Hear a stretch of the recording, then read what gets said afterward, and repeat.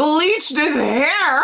I'm living for the classical music in the background. Matthew is a pimp. Are you calling me a Caribbean man? Menage-a-trois?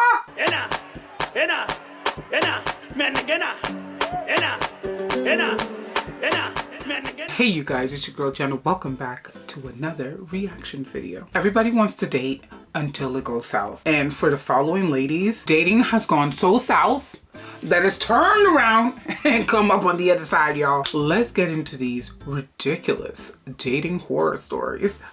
And while we are watching these horror stories, I'm gonna have my dinner. Please don't judge me. It's late. I look a mess. I'm hungry, but I still gotta record. So I'm gonna eat my curry that I made. But today's Friday and it is Lent, so there's no meat in it, but it is delicious anyway. So let's get into these horror stories, y'all, because the girls are suffering out in these streets, okay? Being out in the streets is too ghetto. Do y'all think? I am in a relationship, but if I wasn't in a relationship, I swear I have trauma from dating sites. It's the ghetto out there. I think I would happily be by myself, minding my business, because the things I've been through on dating sites, the men I have come across on dating sites, it's the ghetto out there, is enough to make me want to cry for the rest of my life. But we're not doing that, okay? Because big girls don't cry. Thank you. If you really pay attention, you will realize that men tell on themselves all the time. This is how I found out I was getting cheated on. I was in a long distance relationship with this guy who was my boyfriend at the time. Girl, you in a long distance relationship? I know everything I need to know. Been there, done that. Always a flop. I think 1%, 1 out of 5 long distance relationships succeed. The rest, wah. Definitely an ex now. And we planned to go on a cruise together, so we flew out separately from our cities. But he wound up missing his flight because he bleached his hair to a crisp, like it was breaking off. Luckily, he made his bleached his hair? Why are you dating somebody that bleaches their hair? Red flag number 2, sis. What's going on? I mean, you're already saying everything. Girl. His flight the next day, and we were able to board our cruise. The cruise was so much fun. I was so sad when the cruise was over, but of course, all good things come to an end, and we had to get back to reality and fly back home to our respective states. I spent my entire flight looking through all of our pictures we took together, and I was just really sad to be going home without him. As we were descending, I got a shitload of texts from him, and I instantly knew that something was off. He was basically freaking out, saying that some crazy girl was going to DM me and make all these claims, but none of them are true. Men will forever be the victims. Men will forever be the victims of circumstance. Oh my God. They're always just minding their business and there's some crazy girl in the picture. I feel like he's already stepping in his own shh. I can't say it too loud because we're not even 5 minutes into this video yet, but I feel like he's already stepping in it, okay? Y'all know what I'm trying to say, right? Okay. And at this point, Instagram was that girl, and I was getting hundreds of messages a day. My Wi-Fi kept on cutting in and out while I was searching for this DM, but I finally found it. The girl was basically saying that she had been seeing my ex and that they were just together, and as a matter of fact, he asked her to pick him up from the airport that evening. She said that she turned him down because she found out about me and that he had a girlfriend. But I was really skeptical of her claims because my ex had a tendency to post everything like as he was doing it. So everybody knew his business. Of course, I DM'd her back asking for proof, and she sent me screenshots and a bunch of other things, but of course I was still in denial because I really wanted to believe my man over a stranger. My ex was so embarrassed that he fried his hair. That was the one thing that he did not put on social media. Like, he didn't want anybody to know. So when she mentioned that she was with him the day he missed his flight, helping him with his hair and putting coconut oil in it, I knew that she was telling the truth. Oh, you know she was there. And she even put coconut oil in it. You know she was there. This man came in the morning of our cruise reeking like coconut oil. And I even asked him like, how do you know about coconut oil? And he was like, oh, my barber told me to use it. And I swear to you, I would have never seen that DM if he did not tell me about it. He was trying to get ahead of the game, but instead he played himself in the worst way possible. But there is so much more to the story. So let me know if you want a part 2. Moral of the story is when men tell on themselves, believe them the first time. I thought her hair was gonna come out like really fluffy and bouncy and stuff. It didn't come out the way that I thought it was gonna come out. Still pretty. It just didn't come out how I thought it was gonna come out. We want a part 2. We're invested. So sis, where's the part 2 at? This is part 2 of... Whoa! You look like a whole different person without makeup. I thought it was just me. She's like me. She has like puppy eyes. I have like down eyes. So if I don't have an eyeliner on, my eyes do this and I look like a completely different person with and without eyeliner. And she's the same.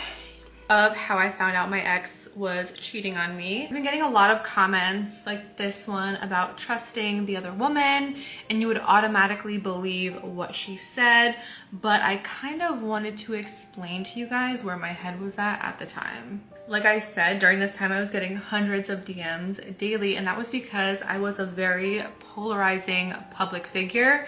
You either loved me or you hated me, and the people that hated me wanted me to know how much they hated me. I would get DMs in detail from people explaining exactly how they would unalive me. So it wasn't too far-fetched that someone would make up lies. On top of that, it took me literal weeks to put the pieces of the puzzle together. So it wasn't like she DM'd me on my flight and I found out. I'm living for the classical music in the background. Ooh. It's that touch of sophistication, you know, that touch of elegance. I'm living for the classical music in the background. That night that he cheated on me, no. She would take days, sometimes even weeks, to respond to my DMs. If that wasn't bad enough, she was super combative when I did get a response out of her. She would be like, your boyfriend is cheating on you. I was with him. I have screenshots. And I'd be like, okay, can you send me these screenshots? And she'd be like, why? Now I know. Well, what do you mean why? To support your argument. To support your case. Hello? If you were in court, you're gonna have to give up evidence. I want the evidence. Owe me anything, but I wasn't the one that reached out to her. She reached out to me. And if the roles were reversed, I would provide all the info I had to the girlfriend or the wife.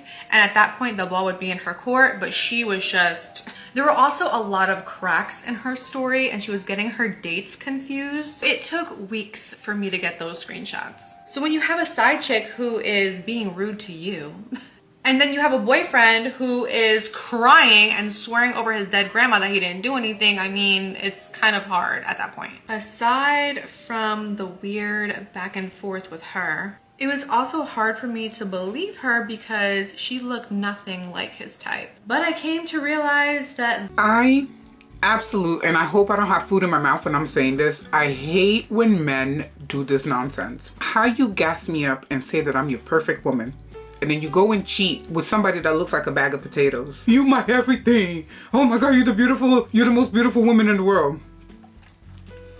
This behavior is unacceptable. I hate when they do that. That's who men cheat with. It's always the woman you would never think twice about. Then my ex must have told her, like, stop DMing my girlfriend. So she took that as we got back together, which we did not, and she started harassing me. She made tons of fake accounts just to DM me on a daily basis. It wasn't until after I blocked her and realized that she was telling the truth, at least about the hair part. And that was certainly enough for me to leave his ass, but I didn't because I chose to be delusional. He made me feel like everyone was out to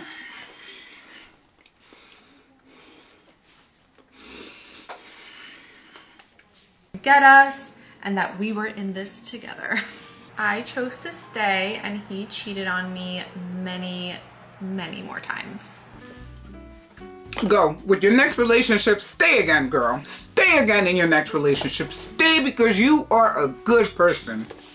Learn from my mistakes and don't let that man embarrass you more than once. I would have never, ever seen that DM. I'm sorry. I don't agree with that. The man embarrassed you the first time because the man embarrassed you. But the numerous times after that, you let yourself embarrass yourself. Don't blame the man anymore. Sis, you're beautiful. And I bet you're wonderful. But we gotta call a spade, okay? And we gotta call things for what they are. If he didn't tell me about it. Because if there's anything louder than your gut instinct, it's a man who's dying to get caught. And worse than a man dying to get caught is the woman allowing the man to behave this way. This is why men play in our faces so much, because they know that for every 4 women that stand their ground and demand good treatment, demand loyalty, demand respect, there will be 6 women right beside them that will accept this level of shenanigans and playing in your faceness. You know your man is disrespecting you like that. Why do you stay? Especially a girl like this. You're so gorgeous. Why do you stay? Like, why do you want somebody playing in your face? And then you come and make a video as if to say that the man is at fault. Come on. Play me once. Shame on you. Play me 2, 3, 4, 5, 6, 7, 8, 9, 10, 11. Girl. Okay. Let's go to the next one. Have you subscribed? I just had the worst first date of my life. I figure I'm just gonna tell you what happened. Do tell, Megan, do tell. And then we're gonna try and work our way back from there. My date invited myself along with 2 other women so that he could speed up the process of finding his perfect 3-way. I met this guy on a dating app and I feel like by all Ménage-à-trois? Oh mon Dieu, ménage-à-trois? all reasonable measures, he was pretty much just your average guy. Literally nothing in his profile could have prepared me for what was to come. We agreed to meet at this Italian restaurant that's about 15 minutes away from my house. So I show up. Oh, what blush is that? That looks so cute. It's so soft how we went on. Do you guys think? What is that, Pixie? I love that. In my Uber. And I'm probably like 10 minutes early because I just usually show up early to things. I don't know. When I get there, he's standing outside the restaurant and I recognize him from his profile. So at least he's not a catfish. You know, we say hi to each other and then he's just like, okay. Everybody, at least he's not a catfish. I'll drink to that. Okay, let's go inside and grab our table. He made a reservation, so the table was ready right when we got there. So at least that was nice. They bring us to our table and they seat us at this 4-top, which honestly isn't that weird if you think about it. We're really only sitting there for like maybe 2 minutes before this girl walks up, who I think at the time is just the waitress. But no, and you already know what's coming.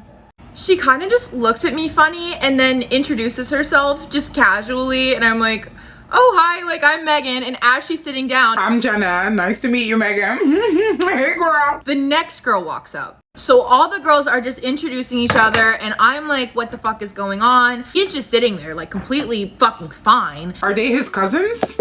Or his sisters, maybe? They want to like grill you to have a sense of who you are. He goes, oh, so like, how do you know so-and-so? As in the guy. I'm just not gonna say his name because honestly, you know what? I should fucking say his name. Matthew. It was Matthew. Matthew, we're coming for you because there's only one Matthew on the planet. So you count your seconds, Matthew. We're coming for that ass. And I'm like, oh, I actually don't really. This is our first date. So naturally, my next question is, oh, well, how do you know Matthew? He looks me dead in the eyes and goes, I thought this was our first date. Yeah. I just thought that these other 2 girls were friends that he knew that were around. Maybe he invited. I don't know. People are weird. But no, he'd scheduled this date at the same time with all 3 of us to meet at this place. And why? Matthew is a pimp. Matthew the pimp named Slickback. You might ask. Well, you're probably not asking because I already told you he was trying to speed up his process of finding the perfect 3-way. We all left. No, we all left. Y'all should have gone out for coffee or something, the 3 of y'all. I bet y'all became best friends. Megan, tell us the truth. We want to know what happened in the end. Like, are the 3 of you girls like best friends now? And that will be like the glue that bonds you together for the rest of eternity? Because I feel like that would be the glue that would bond me to the rest of those girls for the rest of eternity. To the rest of those girls for the rest of eternity. Why am I using rest so much? I feel like that would be the glue that would bond me to them. Matthew got some nerve. But if Matthew wasn't a dirty dog. Megan and Matthew sound so cute. Like, I can imagine your wedding. Hi, welcome to Megan and Matthew's wedding. That would have been cute, right? Ah, Matthew, we expected so much more from you. What a disappointment. Matthew, are you not embarrassed? These stories are juicy. Have you subscribed? Oh my God, you are so beautiful, Kiara. Oh, Kiara. Let's say Kiara. I did a background check on a man mid-date. Like, have you ever been on a date where it's just like, I'm not even gonna call that a date, because that wasn't a date. Where you're just like, you know what, I need to look you up, because this is just, you played, sir. Like, you very much played, okay? And he wasn't crazy, but he definitely played.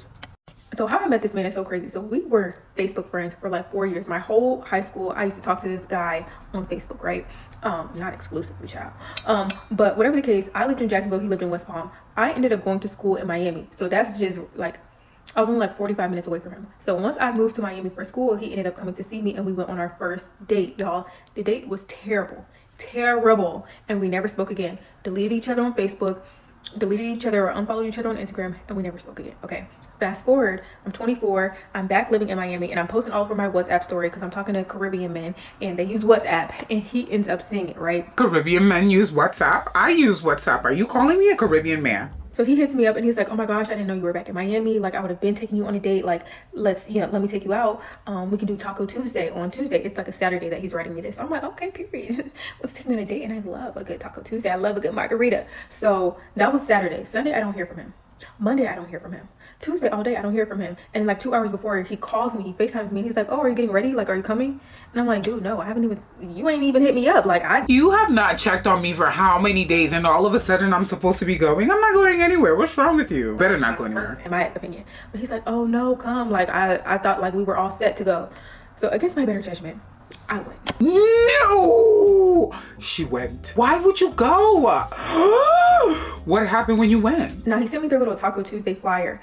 I didn't even look up the restaurant to like see what they like. I normally look up menus. I normally like look up pictures to get vibes. I don't know why. Maybe because it was like last minute. Now I'm like, okay, I'm going. I need to hurry up and get dressed. So he sent me the flyer, and all I looked at was the address.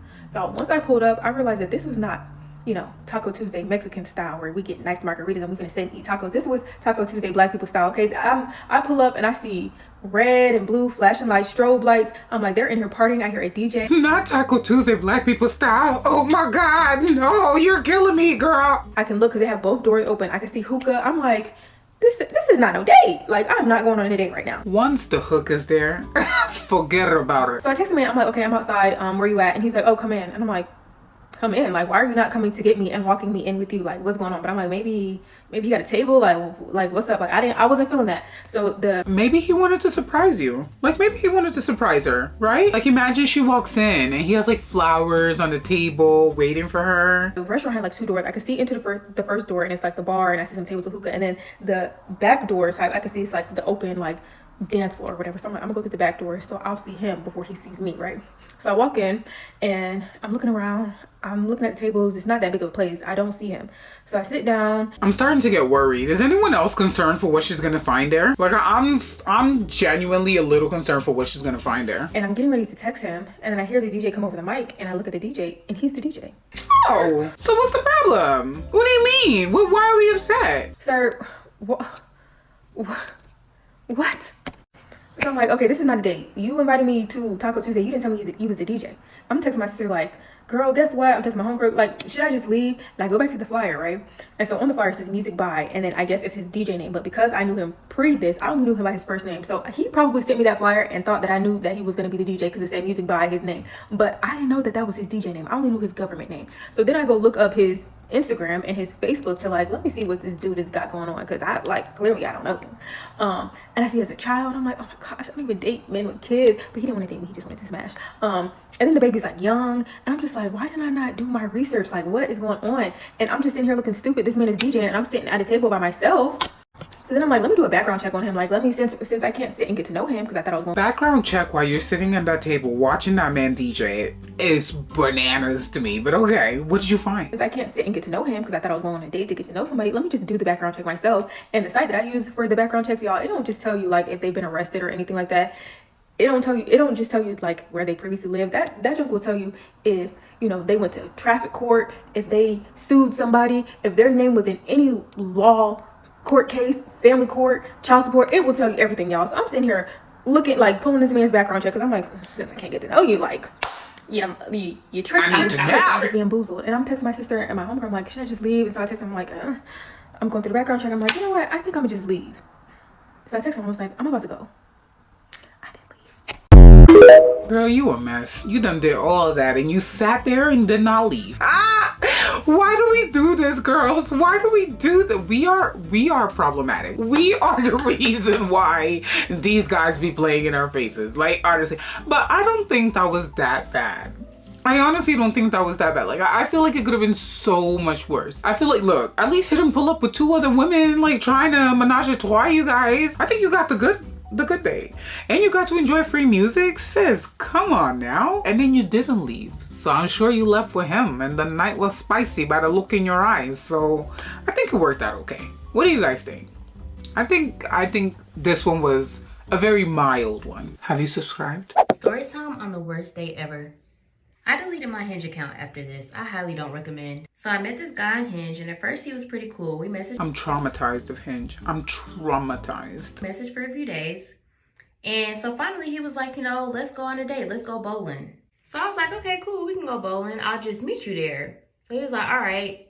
This is when shit turned left extremely quick, and I should have known this was a red flag. This man literally went on my Instagram from like years ago and took an old picture of me in some dang on heels and a hat and was like, hey, can you wear this to the bowling alley? Oh, it's giving infatuation. It's giving infatuation. So he's like, you know, I think this picture is fly. You know, you got on heels, you got on the hat, and I want you to be fly. Like, I think you should wear that. And I'm like, I don't even know where this outfit is. This is years ago. I haven't worn this outfit in forever, and we're going bowling. Sis has amazing cheekbones. Her face is so beautiful. My God. I want to be chill. I want to wear some sneakers and some jeans or something. Steadily pressing me about this outfit. We going back and forth, and I'm just like, boy, I'm wearing what I want. So anyways, you know, I end up meeting him at the bowling alley, and I see him. I walk up to him, I'm like, hey, what's up? Like, how are you? I'm Ariel. And the first thing he does is he says, you're really short. Straight like that. He looked me up and down. No, hey, no, how you doing? Nice to meet you. He said, you're really short. Well, that's hostile. Like, why are you attacking me straight away? And then he walked away and he was like, I'm gonna go get some shoes. Instantly, I'm turned off because I have never in my life had a man tell me that I was short and complain about it. Usually men like it. But instantly, I'm like, oh, I'm so turned off. And I know how this is going to be. So we go get the shoes and we find our lane. And dude has an attitude off jump. He's like, you could have came in here looking fly. Like, I like my girls to look fly. And that's not fly what you got on. So I'm just looking at the dude. I'm not saying nothing. The dude from New York, so he was already pretty, like, aggressive. And so he, like, asking me questions like, where you from? Where you grew up at? Real aggressive. I'm like, bro, what's wrong with this man? Like, kind of acting crazy.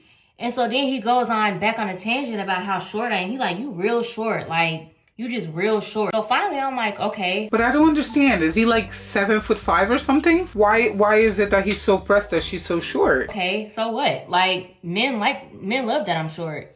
And he's like, yeah, I don't like it. I don't like it at all, actually. And like, I'm throwing the ball or whatever. And he's like, you're not really good at this. Like, you suck. You're not good at bowling at all. And he like snatches the ball. Oh, thank you for your kind, encouraging words, my friend. Ball from me. So at this point, I'm like low-key scared. So I end the day early. I'm like, okay, it's time for me to go home. Like, I got a long day tomorrow. I got to get up because it was in the middle of the week. And so I get home, and before I get a chance to block him, because that was my intentions, he calls me, and he's like blowing up my phone, and he's asking me to come over. And I'm like, oh yeah, this dude is mentally insane. I blocked him, and I deleted my Hinge, and I never got back on Hinge after that. It scarred me for life. But also, I was like nervous to go on dates because I was thinking that men was gonna think I was too short. So I didn't go on dates for months after that. Now, oh no, oh girl, Ariel, I'm so sorry. That's not okay. This man really did something, you know, and people could be so selfish they don't realize how they're impacting you. He's unhinged. I'm in a happy relationship, so it doesn't even matter anymore. So yeah, just be careful on Hinge. I'm so happy that everything worked out for you, sis, because imagine some scallywag, imagine some jigaboo affecting you to the point that you're scared to date. You're losing your self-confidence, your self-belief because some crusty jigaboo who probably wants your clothes. Like, why is he so pressed on you coming in with an outfit that you wore 5 years ago? Like, what's wrong with him? Yeah, but I'm so happy that you've moved on. You found a good person to be in a relationship with, and you're not dealing with that. I just feel like that would have been a level of manipulation in a relationship that you would not be ready for. But everything worked out well for you, so I'm happy. Next story. Have you subscribed? Put a finger down if you slide into a man's DM who's Facebook famous in your city and basically shoot your shot. He was with it, and you tell him, I no longer live in Jacksonville, but I live in Miami, but if you're ever in town, definitely come visit me. And the man books a flight for 2 weeks later to come visit you in Miami, and he gets a hotel room at the East Miami in Brickell. Very nice. You go pick him up from the airport, y'all go to brunch, vibes are there. Y'all go back to the hotel, there's a rooftop pool, y'all are drinking, socializing with other people at the hotel, vibes are there, okay? Then y'all go have dinner. Vibes are there. Perfect all-day date. The man tells you that he's going to get up early in the morning and sit in this deep garden tub that they have in the room at the East Miami and watch the sunrise. And you tell him, cool, I'm not doing that, but good for you. Have fun doing that. And in the morning, he gets up bright and early, 6 a.m., to go sit in the tub. And after an hour and a half, you realize this man hasn't came out the bathroom. Is he good? Why is he still in the bathroom? So you get up and you knock on the door. Hey, are you okay in there? No response. Hey, are you okay in there? No response. So you slowly slide the farmhouse door and you see the man in the tub, face down, head underwater. Was he dead? He was... Put a finger down if you slide. Kiara.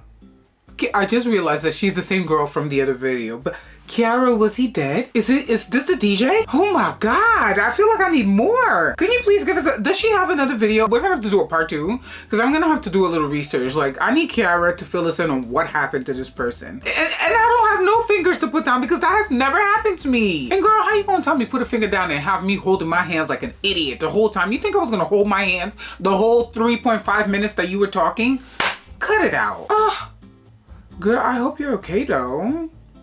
That's I feel like that's something that's gonna be embedded in your mind, in your dreams, in your thoughts, in your core for the rest of your life. Walking into seeing someone dead in a bathtub, that's wild. Okay.